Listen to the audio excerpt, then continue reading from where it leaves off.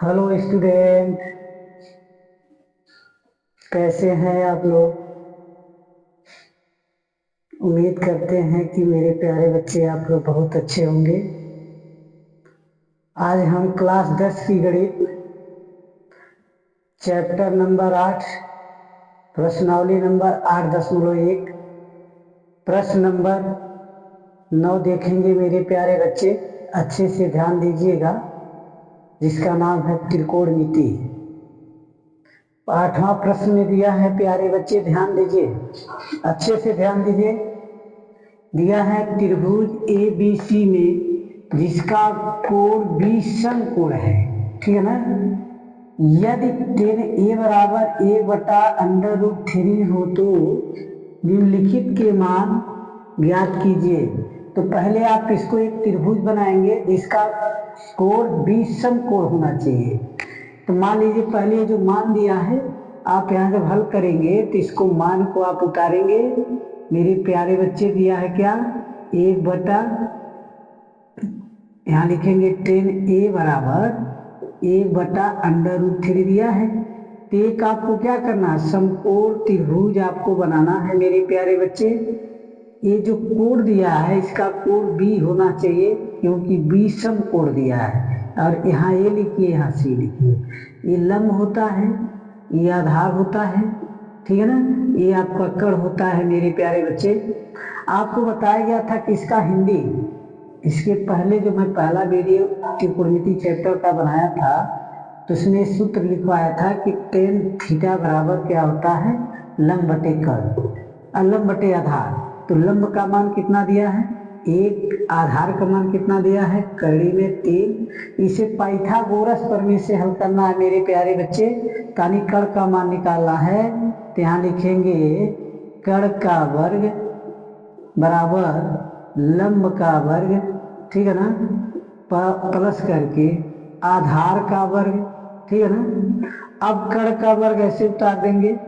अब उसके बाद क्या हो जाएगा, लंब का मान 1 का वर्ग हो जाएगा, प्लस करड़ी में 3 का वर्ग हो जाएगा। अब यहाँ कर्ण स्क्वायर बराबर क्या लिखेंगे मेरे प्यारे बच्चे, ध्यान दीजिएगा। 1 होगा, इसका 3 होगा, तो कर्ण का मान कितना आ जाएगा, कर्ण स्क्वायर बराबर 4। अब वर्ग जब हटाएंगे तो 4 का वर्ग कितना होगा। अब यहाँ आप क्या लिखेंगे, कर्ण बराबर 2 लिख सकते हैं, ठीक है ना। अब यहाँ आपका तीनों त्रिभुज का मान निकल गया। तब अब पहला सवाल क्या दिया है, पहला सवाल आपका दिया है sin a into cos c plus करके cos a into sin c दिया है। इसका हिंदी क्या होता है, लंब बटा कर्ण, ठीक है ना। ध्यान देंगे तब समझ आएगा। यहाँ इंटू दिया है तो इंटू का मतलब गुणा होता है। कास का क्या होता है, आधार बटा कर्ण होता है। अब प्लस करके आधार बटे कर्ण होगा। अब उसके बाद गुणे करके लंब बटा कर्ण होगा, ठीक है ना। ध्यान दीजिए। अब इस त्रिभुज से देख के आपको लिखना है कि लंब का मान क्या है, कर्ण का मान क्या है, आधार का मान क्या है। तो लंब का मान क्या है प्यारे बच्चे, 1 है, बटे कर्ण का मान क्या है 2 है, गुणे आधार का मान क्या है। अब देखिए आधार यहाँ चेंज हो जाएगा क्योंकि यहाँ सी दिया है, तब आपका आधार 1 हो जाएगा, ठीक है ना। आधार 1 हो जाएगा, अब कर्ण आपका 2 हो जाएगा। अब यहाँ देखिए आधार आपका कड़ी में 3 दिया है, कर्ण 2 दिया है। लंब आपका चेंज हो जाएगा, लंब अब कड़ी 3 हो जाएगा। क्यों चेंज हो रहा है पता है ना, क्योंकि यहाँ सी दिया है, इसलिए आप क्या होगा, कोण यानी लंब और आधार आपस में बदल जाएंगे। अब यहाँ क्या हो जाएगा, कर्ण का मान 2। अब 2 का गुणा 2 में, 1 का गुणा 1 में करेंगे तो 1/4 होगा, 3/4 होगा, ठीक है ना। अब हर बराबर हुआ, हर को एक बार लिखेंगे 4, 1 धन 3 करेंगे। अब क्या हो जाएगा 4/4 मेरे प्यारे बच्चे, 4 से 4 काट देंगे। इसका आपका राइट आंसर कितना आएगा, 1 आएगा। समझ आ गया। अब इसका दूसरा क्वेश्चन देखेंगे, यानी 90 का दूसरा जो मान निकालने के लिए दिया है। तो दूसरा क्या दिया है मेरे प्यारे बच्चे, ध्यान देंगे। यहाँ दिया है काशी इंटू कास सी माइनस साइन ए इंटू साइन सी दिया ना।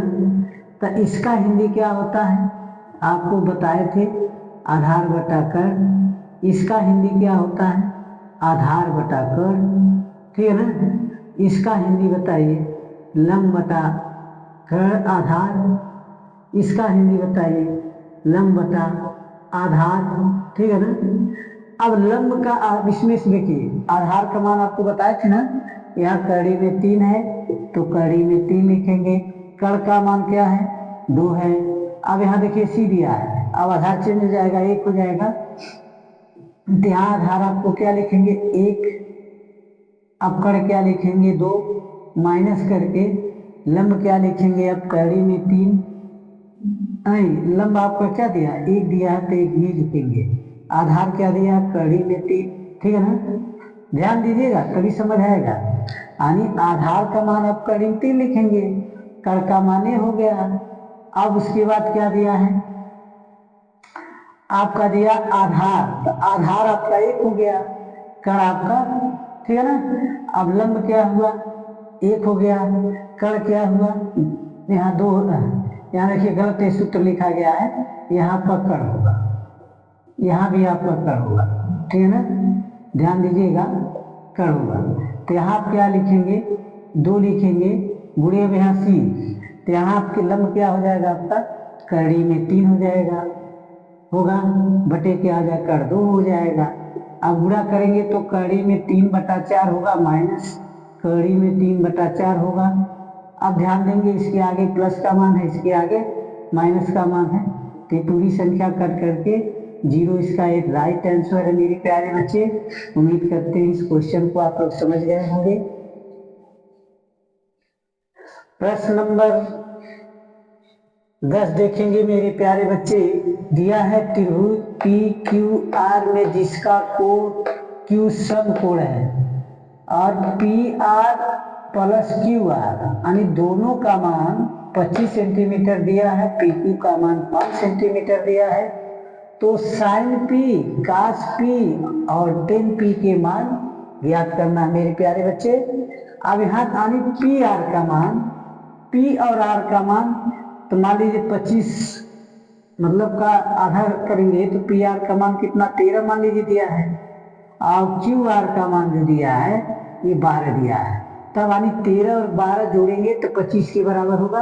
आप PQ का मान क्या दिया है, 5 दिया है, यानी ये पूरे का मान आपको मिल गया, ठीक है ना।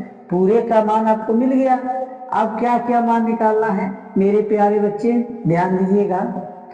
आपको मान क्या क्या निकालना है, मान आपको निकालना है साइन P, ठीक है, और क्या निकालना है मेरे प्यारे बच्चे, साइन P बराबर पहले लिख लीजिए, लंब बटा क्या होता है, कड़ होता है, ठीक है ना। आप फिर क्या दिया है, इसके बराबर लंब का मान ये लिखेंगे तो 12 होगा, कड़ का मान क्या होगा, 13 होगा, ठीक है ना। अब क्या दिया है, cos P दिया है, तो यहाँ क्या लिखेंगे, cos P, तो cos B का हिंदी क्या होता है, आधार बटे कड़ होता है, ठीक है ना। तब आधार का मान क्या है, 5 है, कड़ का मान क्या है, 13 है।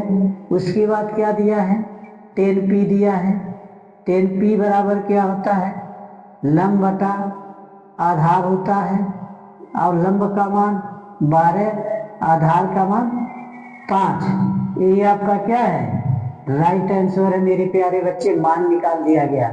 समझ आया ना। प्रश्न नंबर 11 देखेंगे मेरे प्यारे बच्चे, ध्यान देंगे। दिया है, बताइए कि निम्नलिखित कथन सत्य है या असत्य है, कारण सहित अपने उत्तर की पुष्टि कीजिए। तो पहला क्वेश्चन दिया, tan A का मान सदैव 1 से कम होता है। हाँ, अब क्या बताएंगे, चूंकि tan A बराबर tan 45 अंश बराबर 1 होता है तो tan A का मान सदैव 1 से कम नहीं होता है, अतः यह कथन असत्य है। क्वेश्चन समझ आया ना। इसी तरह लिखना है। अब कोड ए के लिए, ए के किसी मान के लिए सेक ए बराबर 12/5, तो ये कथन सत्य है कि असत्य है? आप लोग देखिए ध्यान से। इसको जब आंसर कारण बताएंगे तो सेक एक में अनुपात क्या है? 12/5 सदैव नहीं हो सकता है, अतः दिया गया कथन क्या है? असत्य है। अब तीसरा दिया है का से कोड ए के कोशेंट के लिए प्रयुक्त एक संक्षिप्त रूप बताइए। तो का से कोड ए का संक्षिप्त रूप कोसाइन होता है, यानी काश ए कोड ए का संक्षिप्त रूप कोसाइन होता है और कोसेंट की संक्षिप्त रूप कोसेक होता है, अर्थात यह कथन क्या है? असत्य है। काट ए कामा काट और ए का गुणनफल होता है? नहीं होता है। देखिए काट ए का अर्थ होता है काट के कोड ए से होता है, न कि गुणनफल से, अर्थात दिया गया कथन क्या हो सकता है? सत्य असत्य हो सकता है।